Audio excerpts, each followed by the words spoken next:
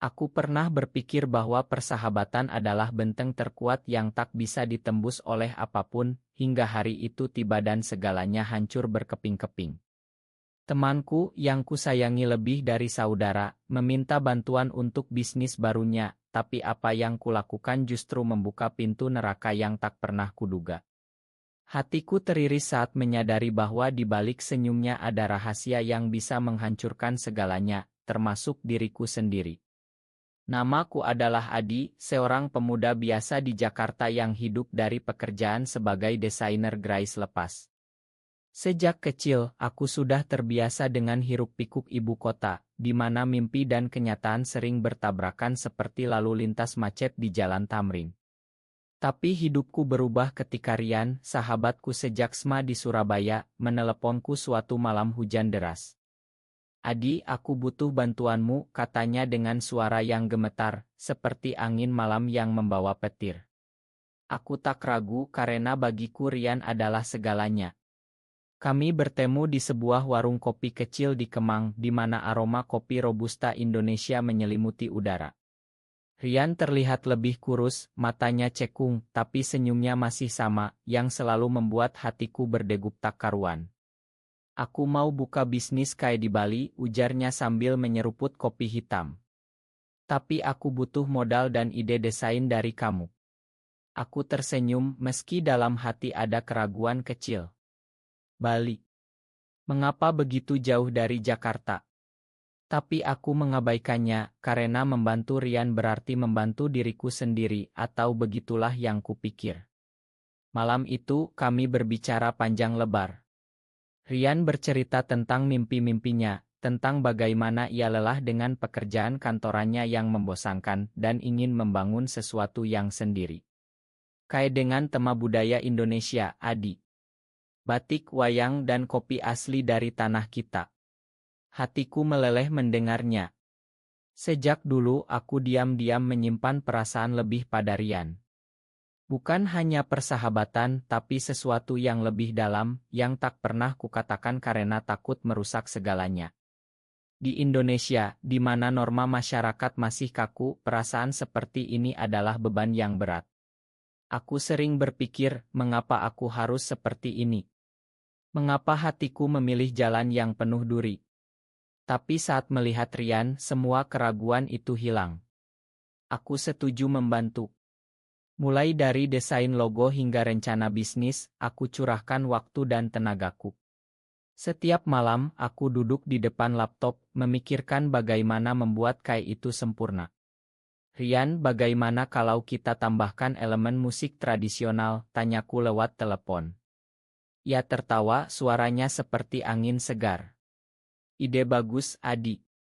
Kamu memang sahabat terbaik." Kata-kata itu menyakitkan karena bagiku ia lebih dari sahabat. Dalam hati aku bergumam, kapan aku bisa mengatakan yang sebenarnya? Apakah ia akan menerimaku? Minggu demi minggu berlalu. Aku mulai sering ke Bali untuk survei lokasi. Pantai Kuta yang ramai atau Ubud yang tenang. Rian memilih Ubud, katanya lebih autentik. Di sana, di tengah sawah hijau dan udara segar, kami menghabiskan waktu bersama. Saat matahari terbenam, kami duduk di tepi sawah, berbicara tentang masa lalu. "Ingat waktu di SMA, Adi? Kita selalu kabur dari kelas untuk main bola." Aku mengangguk, tapi pikiranku melayang ke saat-saat aku mencuri pandang padanya. Ya, waktu itu aku bahagia sekali. Tapi sekarang, kebahagiaan itu bercampur dengan rasa sakit yang tak terucap. Suatu hari, saat kami di sebuah ila sederhana di Ubud, Rian tiba-tiba memelukku dari belakang. "Terima kasih, Adi. Tanpamu aku tak bisa." Jantungku berdegup kencang. Apakah ini tanda? Aku berbalik, melihat matanya yang penuh arti. Tapi ia cepat melepaskan, seolah tak ada apa-apa. Malam itu aku tak bisa tidur. Apa artinya pelukan itu? Apakah ia merasakan hal yang sama? Pikiran itu menghantuiku. Keesokan harinya, bisnis mulai berjalan. Aku transfer uang tabunganku meski itu berarti aku harus hidup hemat berbulan-bulan. Ini untuk kita, gumamku dalam hati. Tapi di balik itu ada kekhawatiran. Rian sering menghilang, teleponnya tak diangkat. Mungkin sibuk, pikirku. Tapi hati kecilku berbisik, ada yang salah. Saat Kai hampir selesai, Rian menelepon lagi. Adi, aku butuh tambahan modal. Ada masalah dengan kontraktor. Aku ragu, tapi akhirnya setuju. Ini yang terakhir, kataku pada diri sendiri. Tapi dalam dada ada badai yang mulai menggelora. Mengapa semuanya terasa begitu berat? Apakah persahabatan ini akan bertahan? Aku tak tahu, tapi aku terus maju karena mencintai berarti berkorban, bukan? Pikiranku semakin kalut saat Rian mulai menunjukkan sisi lain yang tak pernah kulihat sebelumnya. Setiap kali aku bertanya tentang kemajuan bisnis, jawabannya selalu samar, seperti kabut pagi di pegunungan Bromo yang menyembunyikan kebenaran. Adi, percayalah padaku, katanya, tapi suaranya tak lagi meyakinkan, malah membuat hatiku teriris lebih dalam. Aku mulai sering ke Bali, meninggalkan pekerjaan di Jakarta yang sudah menumpuk. Di Ubud, Kai mulai terbentuk, dinding dengan motif batik, meja kayu jati, dan aroma kopi yang menggoda. Tapi di balik itu aku merasakan ketegangan. Rian sering bertemu dengan orang asing, katanya investor, tapi matanya menghindar saat ku bertanya. Siapa dia? Rian tanyaku suatu sore di teras Kai. Ia tersenyum tipis. Hanya teman bisnis, Adi. Jangan khawatir. Tapi aku khawatir karena dalam hati aku tahu ada yang disembunyikan. Malam-malamku di ila kecil itu penuh dengan monolog batin. Mengapa aku begitu bodoh? Mengapa aku biarkan perasaan ini menguasai? Aku ingat masa kecil di Surabaya, di mana ayahku selalu bilang jangan percaya orang terlalu mudah, Adi. Tapi Rian bukan orang biasa, ia adalah bagian dari jiwaku. Suatu hari, saat hujan deras mengguyur Bali, kami terjebak di Kai. Adi, aku harus cerita sesuatu, ujar Rian tiba-tiba. Hatiku berdegup. Apakah saatnya? Apakah ia akan mengakui perasaan yang sama? Tapi kata-katanya justru seperti pisau. Aku punya pacar, Adi. Namanya Maya. Dia membantu bisnis ini juga. Dunia seolah runtuh. Pacar. Perempuan. Aku tersenyum paksa, tapi dalam dada ada jeritan yang tak terdengar. Selamat ya, kataku, suaraku gemetar. Malam itu aku sendirian di ila, air mata mengalir tanpa henti. Mengapa aku jatuh cinta pada orang yang tak bisa kumiliki? Mengapa Tuhan beri aku perasaan ini di negeri yang tak memahami? Pikiran itu berputar seperti angin topan. Keesokan harinya aku berusaha biasa. Kami lanjutkan pekerjaan, tapi setiap sentuhan tangan Rian membuatku tersiksa. Adi, kamu baik-baik saja, tanyanya. Aku mengangguk, tapi hati berteriak, tidak. Aku hancur. Bisnis maju, Kai buka shot opening. Tamu datang, musik gamelan mengalun lembut.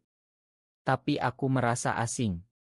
Rian memperkenalkan Maya, gadis cantik dengan senyum manis. Ini Adi, sahabatku, katanya. Aku jabat tangannya, tapi pikiranku melayang. Sahabat. Hanya itu. Malam pembukaan, aku minum terlalu banyak bir bintang. Di sudut Kai, aku melihat Rian dan Maya berpelukan. Hatiku pecah. Aku keluar, berjalan di jalan gelap Ubud. Mengapa aku biarkan ini terjadi? Mengapa aku tak katakan dari dulu? Kembali ke ila, aku menangis sendirian. Besoknya, Rian datang. Adi, ada apa? Aku tak bisa tahan lagi. Aku mencintaimu, Rian. Lebih dari sahabat. Ia terdiam, matanya melebar. Adi. Aku tak tahu. Suasana tegang. Ia peluk aku, tapi bukan pelukan cinta. Adi. Aku tak bisa. Aku dorong ia pergi. keluar. Malam itu badai dalam hatiku semakin kencang. Aku transfer uang terakhir, tapi ragu. Apakah ini akhir? Pikiranku gelap. Beberapa hari kemudian aku kembali ke Jakarta, meninggalkan Bali dengan hati hancur. Telepon dari Rian tak kujawab. Mengapa semuanya begini, gumamku? Tapi di balik sakit ada harapan kecil. Mungkin waktu akan menyembuhkan. Tapi tak lama pesan datang, Adi, bisnis bermasalah. Butuh bantuan lagi. Hatiku terbakar. Apakah ini jebakan? Aku ragu, tapi perasaan lama muncul lagi. Aku harus kembali, pikirku. Pesawat ke Bali terasa seperti perjalanan ke neraka. Di sana, Kai ramai, tapi Rian terlihat lelah. Adi, terima kasih datang. Kami bicara, tapi ada ketegangan. Maya tak ada, katanya pulang ke Jakarta. Apa yang salah, tanyaku. Ya cerita kontraktor menipu, uang hilang. Hatiku iba, tapi juga marah. Mengapa tak bilang dari awal? Dalam hati, apakah Maya bagian dari ini? Keraguan tumbuh. Malam itu, kami duduk di pantai, ombak sanur menghantam. Adi, aku tak mau kehilanganmu. Kata-katanya ambigu. Aku ingin percaya, tapi sakit masa lalu menghantui. Rian, apa artinya ini bagimu? Ya diam, pikiranku bergejolak, apakah ya bohong? Apakah bisnis ini hanya alasan? Keesokan harinya, aku cek dokumen bisnis. Ada yang aneh, nama Maya di sana sebagai partner. Hatiku teriris lagi. Penbi, gumamku. Konfrontasi tak terhindarkan. Konfrontasi itu datang seperti badai muson yang tak terduga, menyapu segala harapan yang tersisa dalam hatiku.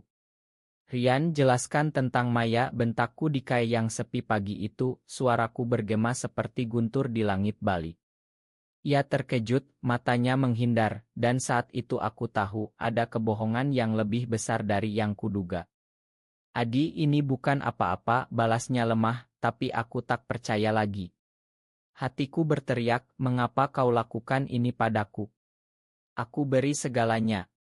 Kami bertengkar hebat, kata-kata tajam beterbangan seperti daun kering di angin. Kau gunakan aku untuk uang, tuduhku, air mata mengalir tanpa malu. Rian diam, lalu akhirnya mengaku Maya adalah mantan Adi. Dia bantu awalnya, tapi sekarang aku tak tahu. Kebohongannya seperti racun yang merembes ke jiwa. Aku tinggalkan Kai, berlari ke Ila, pikiran kacau. Mengapa aku jatuh ke lubang yang sama? Mengapa perasaan ini tak pernah berakhir? Malam itu aku tak tidur, monolog batin semakin dalam. Aku bodoh mencintai orang yang tak pantas. Di negeri ini di mana cinta sepertiku dianggap dosa, mengapa aku masih berharap? Pagi harinya aku putuskan pulang ke Jakarta. Tapi sebelum pergi, telepon dari bank, transferku bermasalah. Hatiku jatuh. Rian curi uangku. Pikiran itu menghancurkan. Aku kembali ke Kai, menemukan Rian sendirian. Katakan yang sebenarnya, desakku. Ia menangis, Adi, aku dalam utang. Bisnis ini untuk bayar hutang judi. Dunia gelap. Judi. Di Indonesia, di mana itu haram dan berbahaya. Mengapa tak bilang, jeritku? Ya peluk aku takut kehilanganmu. Tapi pelukannya terasa dingin.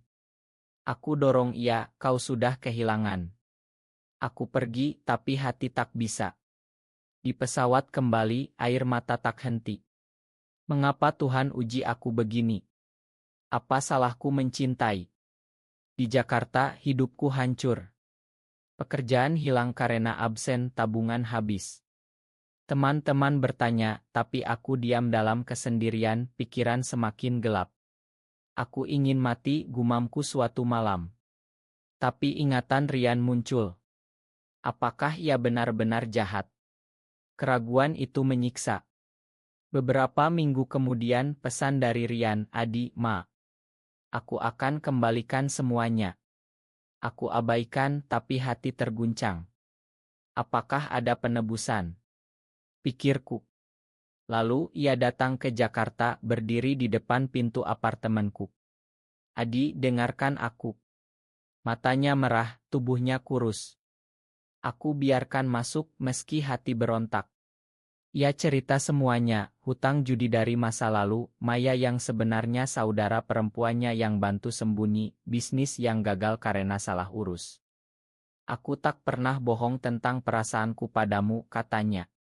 Hatiku berdegup. Apa maksudmu? Ia pegang tanganku. Aku juga mencintaimu, Adi. Tapi aku takut. Pengakuan itu seperti cahaya di kegelapan. Tapi aku marah. Mengapa baru sekarang?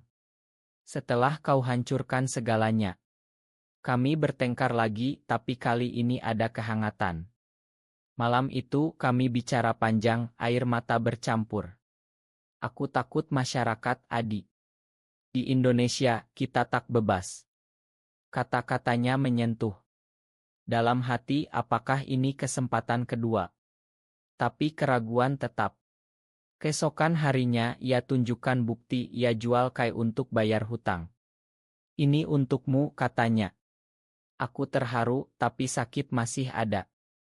Rian, kau khianati aku. Ia menangis. Makan aku.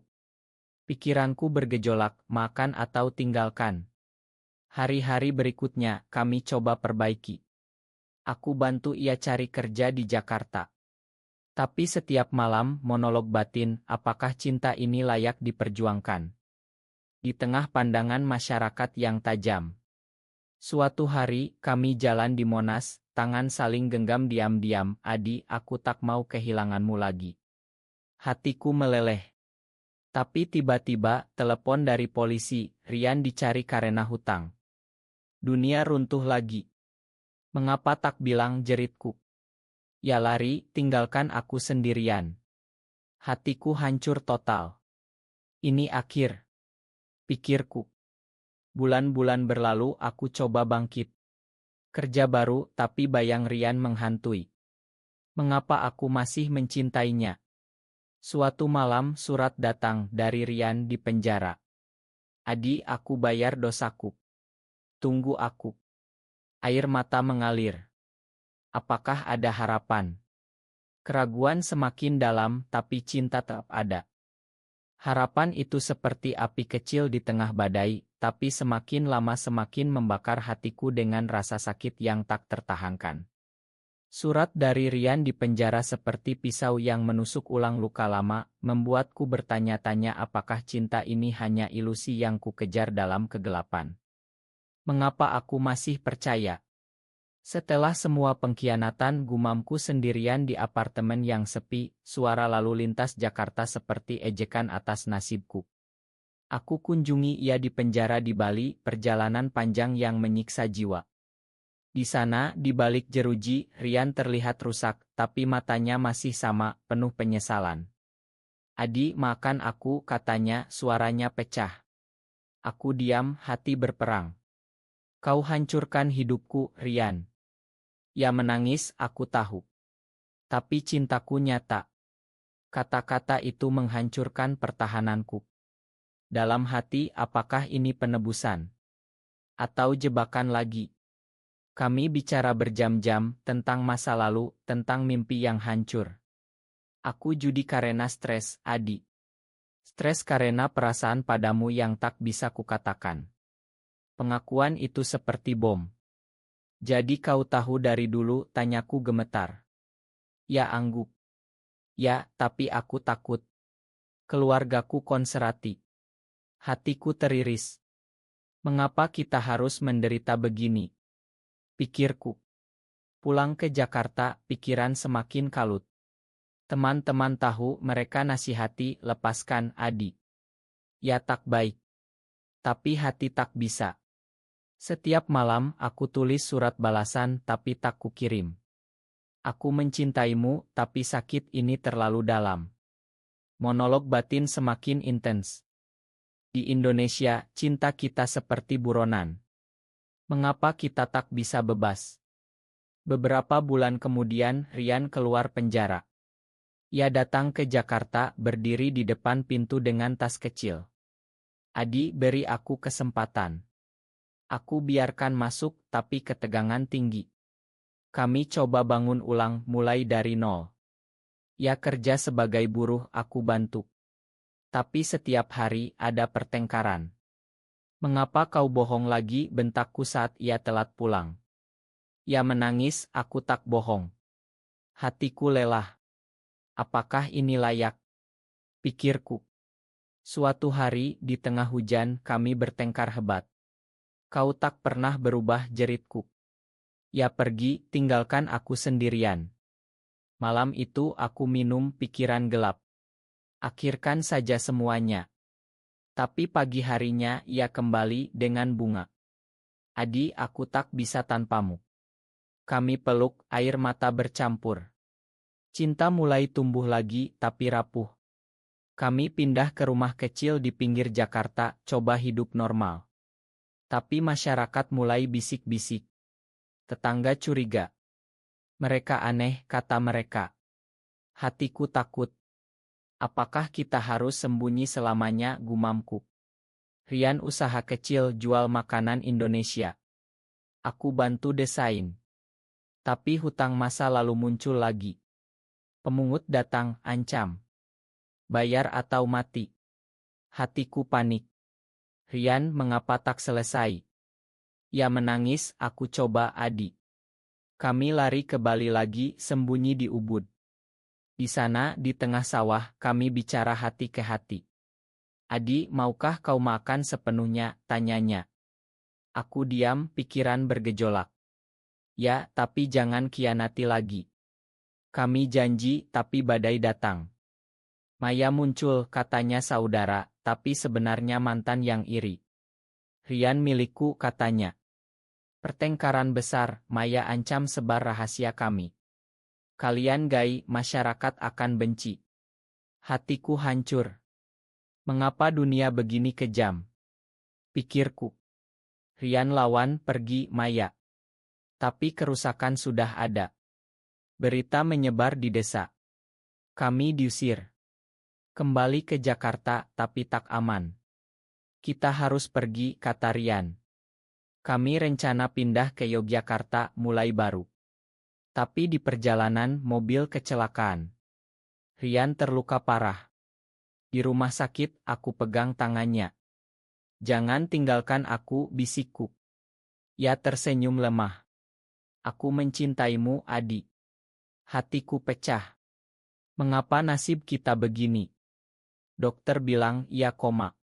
Hari-hari menunggu seperti siksaan. Monolog batin, Tuhan beri kami kesempatan. Cinta kami murni. Keluarga Rian datang, mereka tahu. Ayahnya marah, ini dosa. Tapi ibunya peluk aku. Anakku bahagia denganmu. Itu harapan kecil. Rian bangun lemah. Adi. Kami peluk meski dunia melawan. Tapi pemulihan panjang dan konflik dalam semakin dalam. Apakah kita kuat? Pikirku.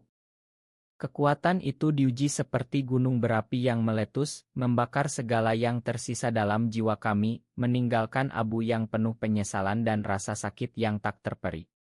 Saat Rian bangun dari koma, matanya penuh air mata, tapi dunia di sekitar kami semakin gelap, seperti malam tanpa bintang di langit Indonesia. Adi, maafkan aku atas segalanya, bisiknya lemah, tapi hatiku sudah terlalu lelah untuk percaya sepenuhnya. Keluarga Rian menyerbu, ayahnya berteriak, ini kutukan. Tinggalkan anakku. Aku diam, tapi dalam dada jeritan, mengapa cinta kami jadi kutukan? Apa salah kami mencintai? Ibu Rian menarikku ke samping, bertahanlah, nak. Rian butuhmu. Tapi tekanan itu menyiksa. Rian pulang, tapi lemah. Kami tinggal di rumah kecil, tapi ancaman Maya kembali. Ia kirim pesan, aku akan hancurkan kalian. Hatiku panik. Rian, mengapa masa lalu tak pernah pergi? Ia menangis, aku akan lawan. Tapi ia tak kuat. Malam-malamku penuh mimpi buruk, monolog batin semakin menghancurkan. Aku tak tahan lagi. Cinta ini racun. Suatu hari, Maya datang bawa polisi. Mereka penipu, tuduhnya. Ternyata ia manipulasi dokumen bisnis. Kami ditangkap. Di tahanan, Rian di sel lain. Aku berteriak dalam hati, mengapa Tuhan?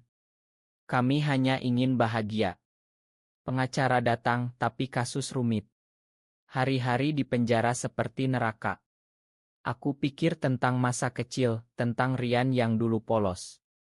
Mengapa berubah, gumamku? Akhirnya, bukti muncul, Maya pelaku utama. Kami bebas, tapi rusak. Rian semakin rapuh, kesehatan menurun. Adi, aku tak pantas untukmu, katanya. Aku peluk ia, jangan bilang begitu. Tapi dalam hati, apakah ini akhir? Kami coba bangkit, pindah ke desa kecil di Jawa. Di sana alam tenang, tapi hati tak. Tetangga curiga. Suatu malam mereka serang rumah kami.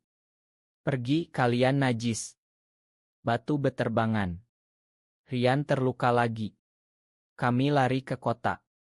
Di rumah sakit, dokter bilang ia butuh operasi mahal. Uang habis. Aku jual segalanya. Demi kau, Rian. Operasi sukses, tapi Rian berubah. Adi, mungkin kita pisah. Hatiku hancur. Mengapa, jeritku? Ia menangis, aku tak mau kau menderita. Pertengkaran terakhir, penuh air mata. Aku tak bisa tanpamu, bentakku. Ia pergi. Sendirian, aku jatuh ke lubang hitam. Hidup tanpa ia seperti mati. Bulan-bulan berlalu, aku coba lupa. Kerja baru, tapi bayang ia menghantui. Suatu hari, surat Adi aku di Bali. Datanglah. Hatiku berdegup. Aku pergi. Dikai lama ia tunggu sehat kembali. Adi, aku salah. Aku tak bisa tanpamu. Kami peluk, dunia hilang. Tapi Maya muncul lagi, ancam. Akhirkan ini, katanya. Rian lawan, tidak.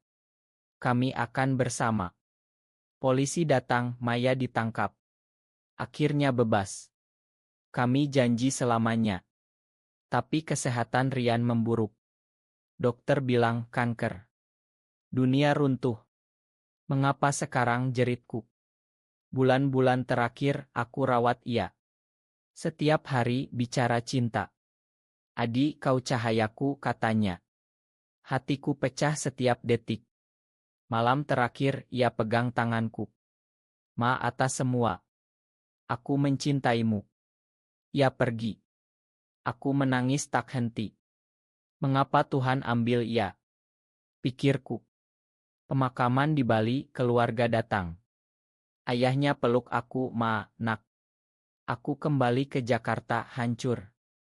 Tapi dalam kesedihan ada pelajaran. Cinta kami meski singkat murni. Aku tulis cerita ini untuk ingat. Monolog batin, ia pergi tapi cinta tetap. Tahun kemudian aku bantu komunitas LGBTQ di Indonesia, cerita kisah kami. Jangan takut mencinta, kataku. Hatiku sembuh pelan. Rian, terima kasih atas cinta. Tapi sakit tetap, seperti luka yang tak pernah hilang. Luka itu seperti sungai yang mengalir abadi, membawa arus kesedihan yang semakin dalam, tapi juga membersihkan jiwa dari segala kepahitan yang tersisa. Setelah Rian pergi, dunia terasa hampa, seperti pantai Bali tanpa ombak, tapi dalam keheningan itu aku temukan kekuatan untuk bangkit, meski setiap napas terasa berat. Mengapa aku harus bertahan? Untuk apa, gumamku setiap pagi, tapi ingatan Rian mendorong, hidup, Adi. Untuk kita. Aku kembali ke Kai di Ubud yang kini kumiliki, renovasi dengan tangan sendiri. Setiap sudut mengingatkan padanya, meja di mana kami pertama bicara, dinding batik yang ia pilih. Tamu datang, tapi hatiku sendirian. Suatu hari, pemuda-muda datang, namanya Budi. Ceritakan tentang Kai ini, katanya. Aku cerita, air mata tersembunyi. Ini untuk seseorang yang kucinta. Ia dengar, matanya penuh empati. Aku paham, Mas. Aku juga seperti itu. Kata-katanya seperti obat. Kami bicara panjang tentang perjuangan di Indonesia. Masyarakat berubah pelan, katanya. Hatiku hangat. Budi sering datang bantu Kai. Perlahan perasaan baru muncul, tapi aku takut. Apakah ini pengkhianatan pada Rian? Pikirku. Tapi dalam mimpi, Rian tersenyum bahagia adik. Kami mulai dekat, tapi lambat. Suatu malam di teras Kai, Budi pegang tanganku. Aku suka kamu. Hatiku berdegup, campur aduk. Aku tak siap, kataku. Ya paham, aku tunggu. Waktu berlalu, Kai sukses. Aku donasi untuk komunitas cerita kisah Rian. Cinta tak kenal gender, kataku di seminar. Masyarakat mulai terima meski lambat. Budi selalu di sisi. Suatu hari aku katakan aku siap. Kami bersama, cinta baru lahir. Tapi Rian tetap di hati. Terima kasih, Rian. Kau ajar aku mencinta. Hidup baru penuh harapan. Di Bali, di bawah matahari, aku rasakan kedamaian. Ini akhir yang indah, pikirku. Cinta kami meski beri pelajaran, makan, bertahan dan cintai tanpa takut.